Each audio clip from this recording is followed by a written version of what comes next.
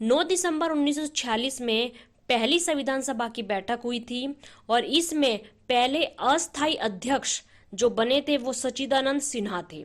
वहीं पे दूसरी बैठक इसकी 11 दिसंबर 1946 में हुई थी, जहां पहले परमानेंट अध्यक्ष जो थे वो बने थे राजेंद्र प्रसाद।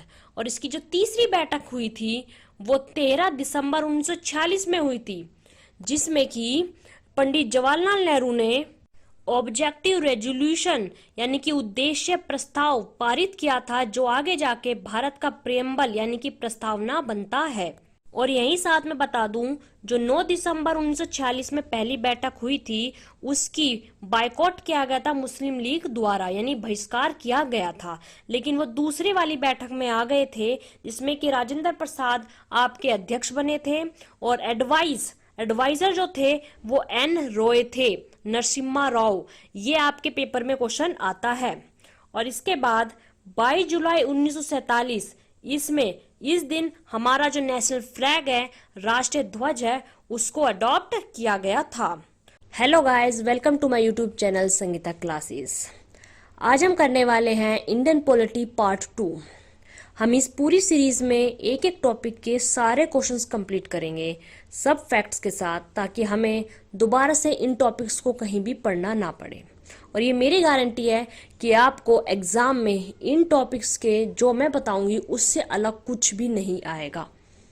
ठीक है, चलिए स्टार्ट करते हैं पार्ट 2, जो कि है कॉन्स्टिट्यूशन असेंबली यानी कि संविधान सभा।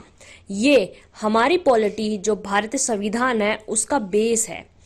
इसमें हम ये पढ़ेंगे कि कैसे हमारे भारतीय संविधान बना।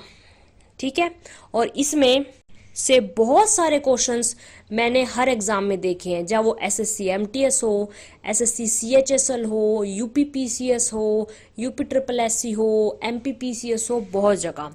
इनमें मैं आपको वो प्रीवियस क्वेश्चन सारे कराऊंगी जो बार बार रिपीट होकर हर पेपर में आते हैं। ठीक है, तो स्टार्ट करते हैं अपना सेकंड टॉपिक, जो कि है संविधान सभा।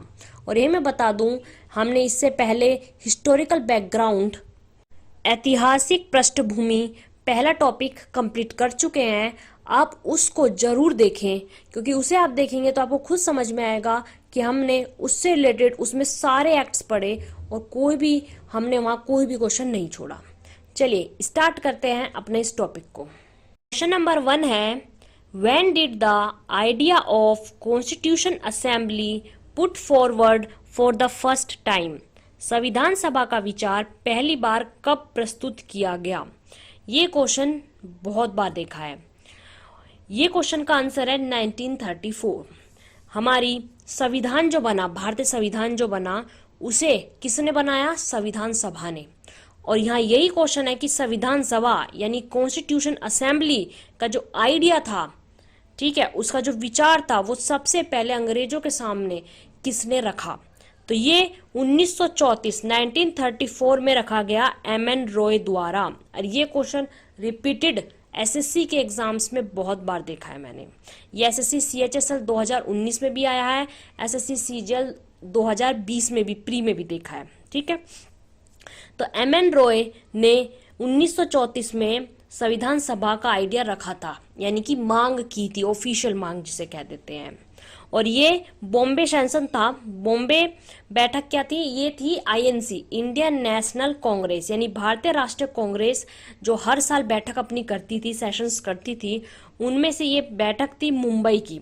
तो ये पूछ सकते हैं कि कहां पर बैठक हुई थी जहां पहली बार मांग रखी गई थी कॉन्स्टिट्यूशन असेंबली की?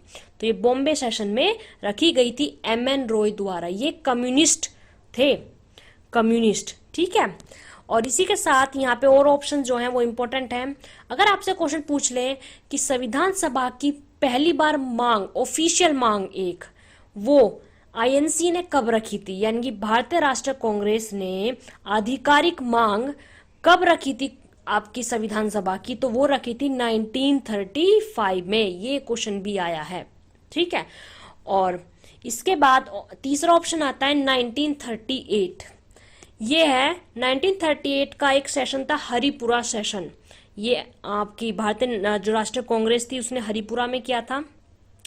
ये सेशन इसलिए इम्पोर्टेंट है क्योंकि इस सेशन में पहली बार जो इस सेशन के प्रेसिडेंट यानी कि अध्यक्ष बने थे वो बने थे सुभाष चंद्र बोस। और सुभाष चंद्र बोस ने अपना इस्तीफा दिया था और उनकी जगह राजेंद्र प्रसाद अध्यक्ष बन गए थे हरिपुरा सेशन के 1938 में।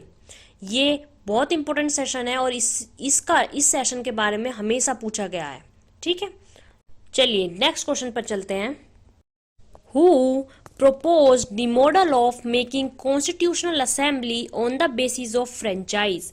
एक निर्वाचित संविधान सभा द्वारा भारत के संविधान का निर्माण करने का प्रस्ताव किसके द्वारा किया गया था? ये किया था क्रिप्स मिशन ने। यहाँ पे जिन लोगों ने पॉलिटी पढ़ी होगी वो ये सोचेंगे कि इसका आंसर होगा साइमन कमीशन, लेकिन नहीं, इसका आंसर क्रिप्स मिशन है। क्रिप्स मिशन 1942 में आया था, जबकि साइमन कमीशन 1946 में बाद में आया था। हुआ क्या था कि जब आपका द्वितीय विश्व युद्ध चल रहा था, सेकेंड वर्ल्ड वॉर 1939 से 1944 के बीच वो चला था। ठीक है, उसको नोट कर लेना। और इसमें क्या हुआ था कि जो ब्रिटिशर्स थे, इंग्लैंड वाले थे, उन्हें लोगों की जरूरत थी जो उनकी तरफ से उस विश्व युद्ध में लड़ सके। तो उन्होंने भारत के सामने जो क्रांतिकारी थे या जो भी हमारे सारे नेता थे उनके सामने ये बात रखी थी कि अगर हम मतलब भारतीय अगर द्वितीय विश्व युद्ध में उनकी तरफ से लड़ते हैं तो वो भारत की संविधान सभा बनाने में उनकी मदद करेंगे। तो उसी के बेस पर 1942 में क्रिप्स मिशन भेजा जाता है भारत के अंदर, जो कि ये बात रखता है कि कॉन्स्टिट्यूशन असेंबली बनाई जाए, वो भी एक निर्वाचित, यानी कि लोग उसे चुने उनके मेंबर्स को और फिर वो बने और फिर वो भारत के संविधान को बनाए। ठीक है, लेकिन जब भी क्रिप्स मिशन आता है तो इसका बहिष्कार किया जाता है मुस्लिम लीग द्वारा। उस टाइम दो ही पार्टियां कहीं ना कहीं भारत में चल रही थी, एक तो आईएनसी इंडियन नेशनल कांग्रेस यानी कांग्रेस जो होती भारतीय राष्ट्रीय कांग्रेस, और एक थी मुस्लिम लीग। तो मुस्लिम लीग ने क्रिप्स मिशन का बहिष्कार किया, मना किया कि नहीं, हम इनकी बात नहीं मानेंगे, और क्रिप्स मिशन वापस लौट गया। लेकिन उसके बाद जब साइमन कमीशन आता है 1946 में, वो कॉन्स्टिट्यूशनल असेंबली जो है संविधान सभा बनाने में पूरी मदद करता है और बनवाता भी है भारत में। और यही एक ऑप्शन और है 1935 का गवर्नमेंट ऑफ इंडिया एक्ट। ये एक्ट बहुत इंपॉर्टेंट एक्ट है, इससे क्वेश्चंस बहुत बार आए हैं। इसमें आरबीआई आपके हमारा जो रिजर्व बैंक ऑफ इंडिया है वो इस एक्ट के थ्रू बना था। और मैं आपको बता दूं यही एक्ट और बाकी के सारे इंपॉर्टेंट एक्ट मैंने पिछली वाली क्लास में पढ़ाए हैं। अगर आपको वो भी पढ़ना है तो उसकी लिंक मैं डिस्क्रिप्शन में दे दूंगी, वहां जाके आप उस सीरीज को, उसकी पार्ट को जरूर देखें और पढ़ें। वहां पे आपको सारी डिटेल में इंपॉर्टेंट सारी चीजें पता चल जाएंगी। और उसके बाद आपको किसी भी एक्ट से रिलेटेड कोई भी क्वेश्चन आपसे पूछता है, जब पॉलिटी या हिस्ट्री का, वो आप कर देंगे, ये मेरी गारंटी है। ठीक है, चलिए तो यही मैं बता दूं फिर भी थोड़ा सा कि 1935 का जो एक्ट था इसके तहत आरबीआई बना था भारत में और केंद्र में डायरची सिस्टम लागू हुआ था। मैंने उस क्लास में ही बताया था कि जो प्रांत थे, जैसे हमारी स्टेट होते, राज्य होते, ऐसे ही वो प्रांत उन्हें प्रोविंसेस कहते थे, उसमें डायरची सिस्टम 1919 का जो एक्ट था हमारा गवर्नमेंट ऑफ इंडिया एक्ट, भारतीय जो अधिनियम था 1919 का, उसके तहत लागू हुआ था। लेकिन सेंट्रल केंद्र में डायरची सिस्टम द्वैध शासन जो है वो लागू हुआ था 1935 के एक्ट से। ठीक है, और इसके अलावा संघीय जो आपकी संघीय न्यायालय इसी एक्ट के थ्रू यानी फेडरल कोर्ट भी इसी एक्ट से 1935 के एक्ट से ही भारत में बना था। और साथ में यही मैं बता दूं, भारत से बर्मा, जिसे म्यांमार के नाम से अब हम जानते हैं, वो भी भारत ब्रिटिश भारत से अलग इसी एक्ट के थ्रू हुआ था। और इस एक्ट की बाकी सारी डिटेल जो पेपर्स में पूछ जाती है वो मैंने उस सीरीज में बताई है, उस पहले वाली वीडियो में बताई है, उसे जरूर आप देखना। ठीक है, चलिए नेक्स्ट क्वेश्चन पे चलते हैं। Question is which one of the following was not the member of cabinet mission? इन व्यक्तियों में से कौन कैबिनेट मिशन का सदस्य नहीं था?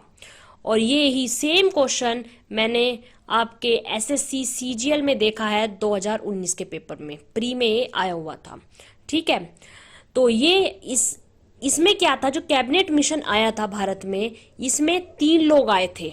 ठीक है, अभी मैंने जैसे बताया, इससे पहले 1942 में क्रिप्स मिशन आया था, लेकिन उसका बहिष्कार किया गया मुस्लिम लीग द्वारा, क्योंकि उन्होंने, जो मुस्लिम लीग की एक मांग थी कि वो चाहते थे भारत के 2 हिस्से हों, भारत और पाकिस्तान बने, लेकिन वो क्रिप्स मिशन ने उससे रिलेटेड कोई भी बात नहीं रखी थी अपनी। लेकिन जब ये आया साइमन कमीशन, तो इसकी बात मुस्लिम लीग ने मान ली, और इसीलिए 1946 में जब साइमन कमीशन आता है और ये संविधान सभा बनवाना शुरू कर देता है। और इसमें जो तीनों लोग थे, कौन कौन आए थे, वो बहुत इंपॉर्टेंट है। सबसे पहले थे इसमें स्टैफोर्ड क्रिप्स, पैथिक लॉरेंस और अलेक्जेंडर। ये तीनों इस कैबिनेट मिशन के सदस्य थे, जिनके बारे में मैंने यहाँ लिख दिया है कि जो स्टैफोर्ड क्रिप्स थे, ये बोर्ड ऑफ ट्रेड के अध्यक्ष प्रेसिडेंट थे। पैथिक लॉरेंस जो थे, उस समय भारत के सचिव थे, सेक्रेटरी ऑफ स्टेट। और इसके बाद अलेक्जेंडर जो थे, ये नेवी के एक मंत्री थे। ठीक है, ये इंपॉर्टेंट क्वेश्चन है, इसके तीनों नाम आपको याद रखने, कैबिनेट मिशन में कौन कौन आया था। Next question is, when did the first meeting of constitution assembly held, संविधान सभा की पहली बैठक कब हुई? ये थी 9 दिसंबर 1946।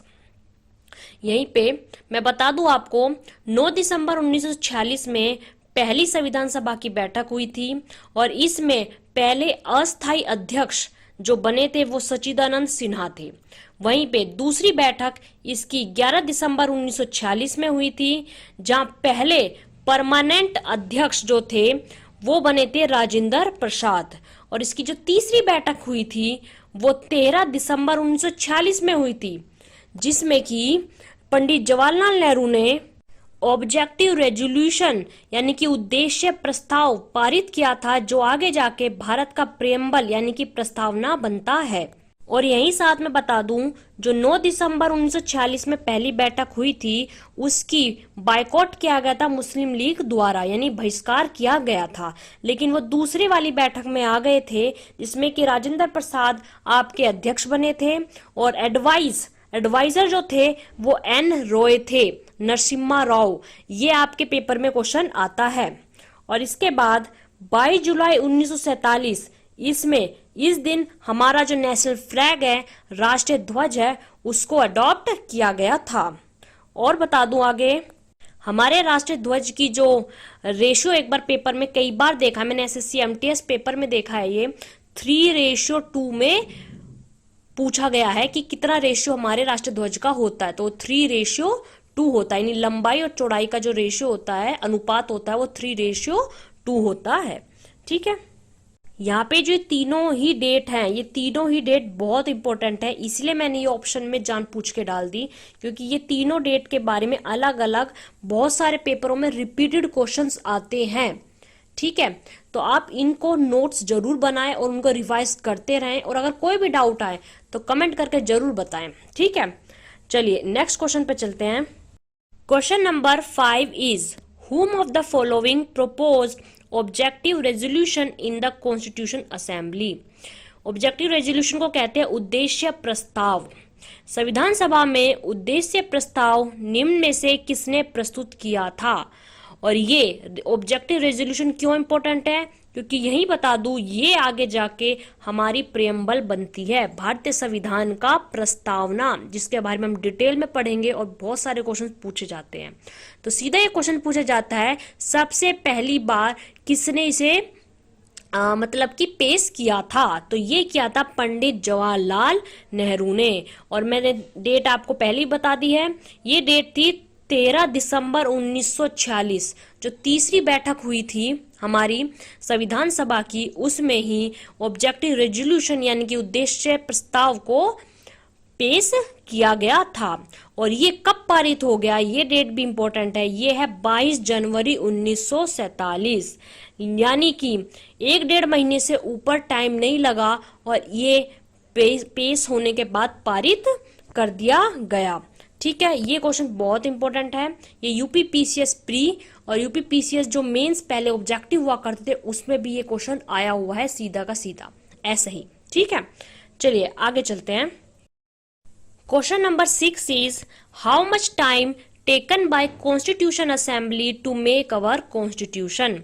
भारत के संविधान के निर्माण में संविधान सभा को कितना समय लगा। और ये क्वेश्चन कम से कम 5-6 बार या 10 बार ये एसएससी के हर साल क्वेश्चन रिपीटेड होता आया है। ठीक है, यही मैं आपको बता दूं। चलिए, इसका आंसर है 2 साल 11 महीने 18 दिन। इतना वक्त लगा हमारी संविधान सभा को, हमारा संविधान, भारतीय संविधान को बनाने में। और इसमें एक क्वेश्चन और पेपर में आया है, उसको मैंने नीचे यहां लिख दिया है। सीधा पूछा जाता है कितने अधिवेशन यानी कि कितनी मीटिंग्स हुई आपकी संविधान सभा की, जिनके जरिए ये सारा कुछ प्रोसेस चला और फिर 2 साल 11 महीने 18 दिन बाद हमारा संविधान बनकर तैयार हो गया। तो ये टोटल अधिवेशन 12 थे, 12 मीटिंग्स हुई थी संविधान सभा की। ठीक है, जिसमें 12वीं मीटिंग, आखिरी मीटिंग जो थी वो 24 जनवरी 1950 को थी। इस दिन सारे जो संविधान सभा बनाने वाले लोग थे उन सब ने अपने वहां साइन किए थे, हस्ताक्षर किए, और हमारा संविधान जो था 2 दिन बाद 26 जनवरी 1950 को लागू हो जाता है। और ये क्वेश्चन आपको पता है। ठीक है, इसकी 11वीं मीटिंग बहुत इंपॉर्टेंट है, यही मैं बता दूं। ये थी 26 नवंबर 1946। ठीक है, नहीं, 26 नवंबर 1949। ये जो डेट है ये 11वीं मीटिंग थी। ये डेट पेपर में बहुत बार आती है। इस दिन क्या हुआ था, हमारा संविधान बनकर तैयार हो गया था पूरी तरीके से 26 नवंबर 1949 को। लेकिन कुछ ऐसी चीजें थी, वो हम आगे क्वेश्चन में देखेंगे, जिसकी वजह से इसे 2 महीने कम से कम खींचा गया और फिर 24 जनवरी 1950 को साइन करके 26 जनवरी 1950 को इसे लागू किया गया। ठीक है, तो एक क्वेश्चन सीधा ये है कि कब हमारा संविधान बनकर तैयार हो गया था। वो डेट थी 26 नवंबर 1949। ठीक है, चलिए आगे चलते हैं। Question number 7 is when did the constitution of India passed by constitution assembly. Bharat का संविधान संविधान सभा द्वारा कब अपनाया गया। यहाँ पे अगर ये क्वेश्चन आता कब अपनाया गया यानी कि कब पास किया गया, या फिर आपसे कहे कब पूर्ण रूप से तैयार हो गया बनकर, तो ये दोनों क्वेश्चन का आंसर एक ही आएगा, 26 नवंबर 1949। लेकिन अगर आपको थोड़ा सा क्वेश्चन वो बदल दे और ये लिख दे कि भारतीय संविधान कब लागू हुआ, कब फोर्स में लाया गया, तो तब आपका आंसर हो जाएगा 26 जनवरी 1950। जब यही मैं आपको बता दूं, जो 26 नवंबर 1949 है, इसमें बनके तैयार हो गया था, लागू नहीं हुआ था। लेकिन उसके बाद भी 15 ऐसे आर्टिकल्स थे, 15 ऐसे अनुच्छेद थे भारतीय संविधान के जो लागू कर दिए गए थे, जो बहुत इंपॉर्टेंट थे लागू करने उस वक्त। ठीक है, नहीं तो लेकिन फिर भी पूरा हमारा संविधान जब लागू होने की अगर बात पूछी जाएगी कब फोर्स में आया, तो आप बताएंगे 26 जनवरी 1950 में लागू हुआ था। ठीक है, चलिए आगे चलते हैं। लेकिन उससे पहले एक चीज कहनी है, अगर आपको ये सारी नॉलेज, ये सारे फैक्ट्स अगर आपको लग रहा है कि बहुत मेहनत से बनाए गए हैं, तो चैनल को सब्सक्राइब करें, जरूर करें, और हमारी वीडियो को लाइक करें और शेयर जरूर करें, ताकि और भी स्टूडेंट्स जिनको जरूरत है नॉलेज की और फ्री में, ऐसा जो अफोर्ड नहीं कर सकते महंगी महंगी पढ़ाइयों को, तो वो यहाँ आके पढ़ें और उनको भी इसकी मदद मिले। ठीक है, तो चैनल को सब्सक्राइब और लाइक जरूर करें, थोड़ा सपोर्ट आप करें, और बाकी की मेहनत हम करने के लिए तैयार हैं। ठीक है, चलिए आगे चलते हैं और नेक्स्ट क्वेश्चन देखते हैं। नेक्स्ट क्वेश्चन, ये क्वेश्चन बहुत बार एग्जाम में आया और ये एक अच्छा क्वेश्चन है। ये यूपीपीसीएस, एमपीपीसीएस, बीपीएससी, इन टाइप के क्वेश्चन पेपर्स में मैंने बहुत ज्यादा देखा है। ठीक है, ये क्वेश्चन है, why did the constitution of India came into force on 26 जनवरी। 26 जनवरी के दिन ही क्यों इसे लागू किया गया, जबकि मैंने बताया ये बन के पहले तैयार हो गया था, 26 नवंबर 1949 में तैयार हो गया था, लेकिन उसके बाद भी 2 महीने बाद इसे लागू किया गया। क्यों? क्योंकि कांग्रेस ने 26 जनवरी 1930 में स्वतंत्रता दिवस के रूप में मनाना शुरू कर दिया था, इसलिए ताकि उस डेट को याद रखा जा सके। और वो जो डेट बहुत इंपॉर्टेंट थी, क्यों, उसकी कहानी बताती हूँ। क्या हुआ था कि भारतीय राष्ट्रीय जो कांग्रेस थी, इसका 1929 में दिसंबर में सेशन हुआ था, लाहौर अधिवेशन। लाहौर में 1929 में भारतीय राष्ट्रीय कांग्रेस का अधिवेशन हुआ था और वहां पे जो कांग्रेस थी इसने पूर्ण स्वराज्य की घोषणा कर दी थी। और इसी से मतलब घोषणा करके कह दिया था कि जो भी 26 जनवरी अगले साल से अब आएगी उसको हर बार हम स्वतंत्रता दिवस के रूप में मनाएंगे। और तब से जब तक कि हमारा देश आजाद नहीं होगा, जब तक 26 जनवरी को स्वतंत्रता दिवस के रूप में मनाया जाने लगा। लेकिन हमारा देश 15 अगस्त 1947 को आजाद हुआ, स्वतंत्रता दिवस 15 अगस्त को मनाया जाने लगा। तो 26 जनवरी को ताकि याद रखा जा सके हमेशा, इसीलिए 26 जनवरी की डेट ली गई, ताकि हम गणतंत्र दिवस के रूप में ही सही लेकिन 26 जनवरी को हम याद रख सकें। और इसीलिए हमारा जो भारतीय संविधान है उसको 26 जनवरी 1950 में ही लागू किया गया। ठीक है, इसका आंसर होता है नंबर 1। चलिए नेक्स्ट क्वेश्चन पर चलते हैं। Question number 9 is when did the Mountbatten plan was put forward as partition plan. Bharat को बांटने वाली योजना माउंटबेटन योजना कब लागू हुई? ये हुई 3 जून 1947 में। यही मैं बता दूं, ये बहुत इंपॉर्टेंट क्वेश्चन है, सीधा पूछा जाता है माउंटबेटन प्लान कब था। तो ये 3 जून 1947 को भारत को बांटा गया और भारत और पाकिस्तान 2 हिस्से बना दिए गए थे। ये माउंटबेटन कौन थे? लॉर्ड माउंटबेटन भारत के आखिरी वायसराय और आजाद भारत के पहले गवर्नर जनरल थे। ये दोनों क्वेश्चन पेपर में आए हैं। और माउंटबेटन की अगर आपको डिटेल जाननी है तो मैंने एक सीरीज बनाई हुई है क्वेश्चंस की, जिसमें कि 25-25 टॉप जीके क्वेश्चंस मिक्स कर रखे हैं। उसमें सीरीज में ही मैंने माउंटबेटन के बारे में डिटेल में सारी चीजें बता रखी हैं। अगर आपको इनकी और सारे वाइसरायज की डिटेल में पढ़ना है तो उन क्वेश्चन की सीरीज जरूर लगाना, आपको बहुत ज्यादा नॉलेज उसमें मिलेगी। उसकी लिंक भी मैं डिस्क्रिप्शन में दे दूंगी। वो टॉप 1000 क्वेश्चन की सीरीज है जो जीएस क्वेश्चंस की, प्रीवियस ईयर क्वेश्चंस की चल रही है। ठीक है, तो इसका आंसर हो जाता है 3 जून 1947। यहीं पे मैं बता दूं एक क्वेश्चन, एक बार मैंने एसएससी एमटीएस में देखा है ये क्वेश्चन, कि जब भारत आजाद हुआ था तो उस समय ब्रिटिश जो थे यानी इंग्लैंड के प्राइम मिनिस्टर कौन थे? ये थे क्लेमेंट एटली। ये क्वेश्चन आया हुआ है। उसके अलावा यहीं पे डेट मैंने 2 डेट हैं, जैसे कि 28 जनवरी 1950, ये इंपॉर्टेंट डेट है। इस डेट को क्या होता है कि हमारा जो सर्वोच्च न्यायालय सुप्रीम कोर्ट है वो उसको मान्यता मिल जाती है। और यहीं पे मैं एक डेट लिखी है 24 जनवरी 1950। जैसे कि मैंने बताया 12वीं यानी कि आखिरी सेशन जो था हमारी संविधान सभा का वो 24 जनवरी 1950 को ही हुआ था।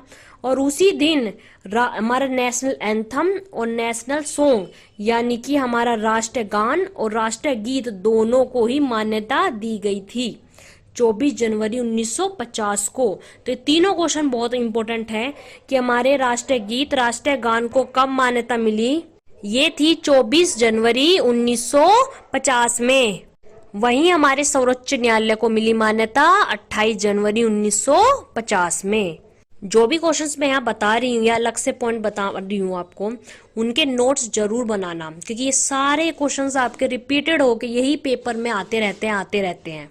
और मैं आपको बता रही हूँ, अगर आपने ये पॉलिटी की पूरी सीरीज भी अगर आपने यहाँ से कर ली तो आपको पॉलिटी में कभी भी क्वेश्चन में किसी में दिक्कत आ जाए तो ये मेरी गारंटी, आपको दिक्कत नहीं आएगी। ठीक है, चलिए नेक्स्ट क्वेश्चन देखते हैं। Question 10 is who was the first speaker of Lok Sabha. Lok Sabha के पहले स्पीकर कौन थे? ठीक है, इंपॉर्टेंट क्वेश्चन है। ये थे जीवी मावलंकर। ये भारतीय जो हमारी लोकसभा है उसके पहले स्पीकर बने थे। एक्चुअली बने क्या थे, जब हमारी कॉन्स्टिट्यूशनल असेंबली यानी कि जो हमारी संविधान सभा है वो अपना काम कर रही थी, वो हमारे लिए ये भी देख रही थी कैसे कैसे संविधान बनाना है और उसे लागू भी कर रही थी। तो जब भी हमारी संविधान सभा एक्ट यानी कोई भी एक्ट बनाने के लिए काम करती थी तो उस टाइम वो कॉन्स्टिट्यूशन बॉडी की तरह काम करती थी, यानी कि संविधान निकाय की तरह। लेकिन जब भी वो उन्हें लागू किया करती थी तो वो लीगल बॉडी बन जाया करती थी, कानूनी निकाय। तो यही मैं बता दूं, जब भी वो कॉन्स्टिट्यूशन बॉडी बनती थी, संविधान सभा, संविधान निकाय बनती थी, उस टाइम अध्यक्ष राजेंद्र प्रसाद होते थे। ठीक है, डॉक्टर राजेंद्र प्रसाद, जो कि हमारे पहले राष्ट्रपति भी थे। और जब भी वो कानूनी निकाय बनती थी, लीगल बॉडी यानी कि उन्हीं एक्ट को लागू करवाती थी भारत में, तो वो उस टाइम उसके जो अध्यक्ष हुआ करते थे वो जीवी मवलंकर थे। इसीलिए पहले स्पीकर जो लोकसभा के कहे जाते हैं वो जीवी मवलंकर को कहा जाता है। यही में दूसरे ऑप्शन देखें तो राधा कृष्णन, डॉक्टर राधा कृष्णन हमारे पहले उपराष्ट्रपति, पहले वाइस प्रेसिडेंट बने थे। इसीलिए इन्हें सीधा सीधी सी बात है, ये राज्यसभा के पहले सभापति भी बनेंगे। राज्यसभा में सभापति कहा जाता है, राज्यसभा में जो उसके अध्यक्ष होते हैं उन्हें सभापति कहते हैं, और लोकसभा में जो अध्यक्ष होते हैं उन्हें स्पीकर कहा जाता है। वो मैं जब आपको आगे जब हम आर्टिकल वगैरह पढ़ेंगे तो वहां हम इसे डिटेल में तैयार करेंगे। ठीक है, बाकी के ऑप्शंस देखो। B.R. अम्बेडकर, इन्हें कहा जाता है फादर ऑफ कॉन्स्टिट्यूशन, संविधान के पिता। ये सीधा क्वेश्चन पेपर में आया है। ठीक है, किन्हें कहा जाता है, डॉक्टर B.R. अम्बेडकर को। क्यों कहा जाता है, क्योंकि इन्होंने प्रारूप समिति यानी कि ड्राफ्टिंग कमेटी के ये अध्यक्ष थे। ड्राफ्टिंग कमेटी क्या थी, उसमें इनके अलावा 7 मेंबर्स थे, और उसने ही ये देखा था कि किस देश से कौन सा एक्ट लेना है, किस देश से कौन सी चीजें लेनी है। तो ये हम अगली ही क्लास में पढ़ने वाले हैं, प्रारूप समिति या ड्राफ्टिंग कमेटी की डिटेल में। उससे, क्योंकि उससे बहुत सारे क्वेश्चन पूछते हैं, उससे सीधा पूछे जाते हैं उसमें कितने मेंबर्स थे, उसके अध्यक्ष कौन थे, और किस देश से कौन सी चीज ली गई। ठीक है, तो वो सारी चीजें हम अगली वाली ही इसमें क्लास में करेंगे। तो फादर ऑफ कॉन्स्टिट्यूशन जो है B.R. अम्बेडकर को कहा जाता है। इस क्लास को हम यहीं अब समाप्त करते हैं। अगली क्लास में मिलेंगे जिसमें हम बहुत इंपॉर्टेंट समितियां देखेंगे, जिसमें सबसे इंपॉर्टेंट होंगी ड्राफ्टिंग कमेटी यानी प्रारूप समिति के बारे में देखेंगे, और ये भी देखेंगे किस देश से हमने क्या क्या कौन कौन सी चीजें बोरो की हैं यानी उधार लिए यानी उनसे ली हैं। ठीक है, तो जब तक के लिए आप इनके नोट्स बनाएं, रिवाइज करें, अच्छे से पढ़ें इन्हें, और चैनल को सब्सक्राइब करें और शेयर करना ना भूलें। ठीक है, और अगर कोई भी प्रॉब्लम आती है, दिक्कत आती है, तो कमेंट करके जरूर बताएं, सुझाव जरूर दें, और वीडियो को लाइक करें और हमें अपना सपोर्ट जरूर देते रहें। ठीक है, थैंक यू, मिलते हैं नेक्स्ट वीडियो में।